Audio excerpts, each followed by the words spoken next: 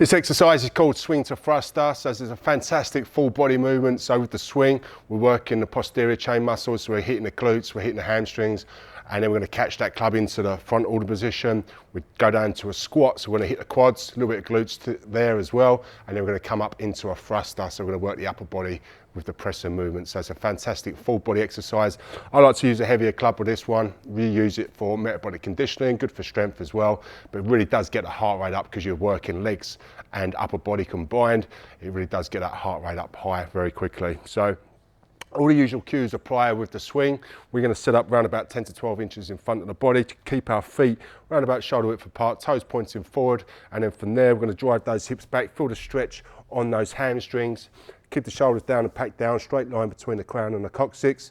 And then from there, I'm going to roll that club towards the front of the body. I've got my left hand closest to the pommel. This arm is locked out, shoulders down and packed down here, right hand over the top. From there, I'm going to hike that club back between the legs, and then making sure that my arms are connected to my body. Everything's real tight in here.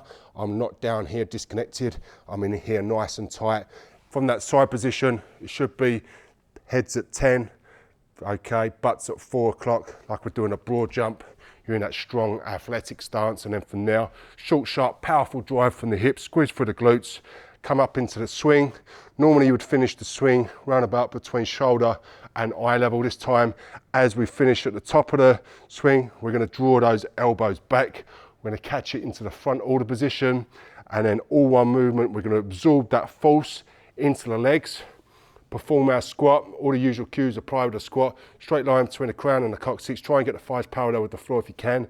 Knees tracking toes. Squeeze through the glutes, drive down through the heels, and then come up into a torch press. So with the torch press, I'm not just driving vertically, I'm driving forward and up, okay? Top position, got my elbows are locked out.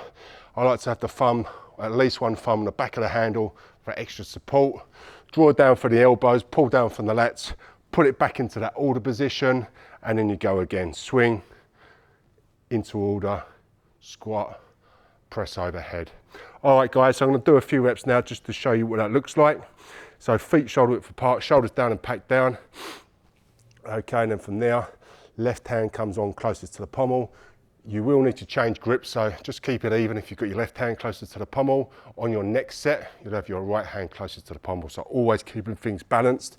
So arm locked out, shoulder down and packed down, shoulder, straight line between the crown and the coccyx. Other hand comes over the top. We're gonna do our swing. Straight down into a squat, drive into the arms, and then go again.